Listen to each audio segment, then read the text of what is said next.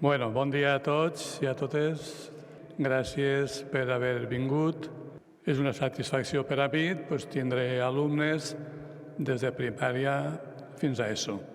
Literatura, sabeu que és un món molt ampli, molt ampli. Pots escriure des de la ficció, des de la realitat o des de la ciència-ficció. I jo ho he fet de tot. Intrigues, misteris, històries d'amor, històries de por, tot. La decisió d'escriure és una cosa que no t'arriba de colp. Pum, vaig escriure. No, no. La cosa és lenta.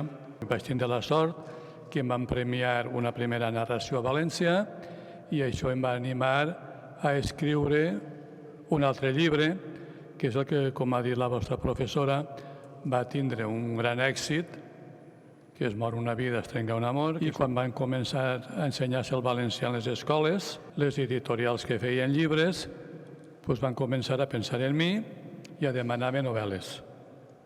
Vaig començar a escriure novel·la juvenil, infantil, sobretot perquè feia molta falta, que hi havia poca cosa, i no he parat des de l'any 80.